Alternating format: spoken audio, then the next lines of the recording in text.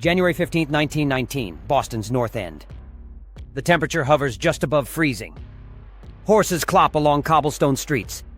Dock workers haul freight. Children play in the winter chill. Then, at 12:40 p.m., a deafening roar. In an instant, a 25-foot wall of molasses bursts from a massive storage tank, ripping through the streets at 35 miles per hour. Buildings are flattened, freight cars tossed like toys, and people swept away in a tide of thick, sticky syrup. It would become one of the strangest and deadliest industrial disasters in American history.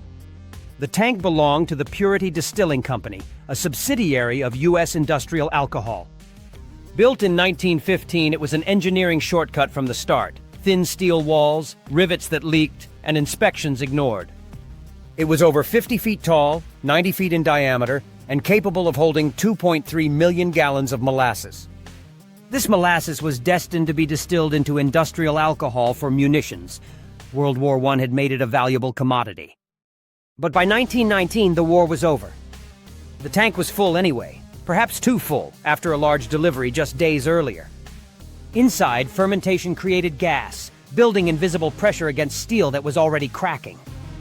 At 12:40 p.m., the tank's walls gave way with a sound witnesses compared to machine gun fire, the rivets popping loose one by one. Then came the roar, like a thunderclap mixed with an onrushing train. A wave of molasses, 25 feet high and 160 feet wide, exploded outward, moving faster than a human could run. The density made it more lethal than water. It crushed structures before sweeping the wreckage along with it. Horses were swallowed whole. Wooden homes splintered into debris. People were trapped, suffocated in seconds as the molasses hardened in the winter air. The Boston Police, Fire Department, and Red Cross rushed to the scene. Rescuers found themselves wading through waist-deep syrup, fighting to move just inches at a time. Some sank so fast they couldn't be pulled out. The cries for help came from everywhere, under collapsed buildings, from rooftops where people had scrambled to escape, from the sticky morass that covered the streets. By the end of the day, the flood had killed 21 people and injured over 150. The cleanup took months. Molasses coated streets, buildings, and even the harbor. For decades afterward, locals swore they could still smell it on hot summer days. Public outrage followed. Residents demanded answers and justice. The investigation revealed what many had suspected. The tank was dangerously flawed. The steel was too thin for its size, and the company had ignored warning signs for years. In court, U.S. Industrial Alcohol tried to blame anarchists, claiming the tank had been bombed. But the evidence was clear. This was not sabotage. It was negligence. The company was found liable and paid out damages of around $628,000, about $9 million today.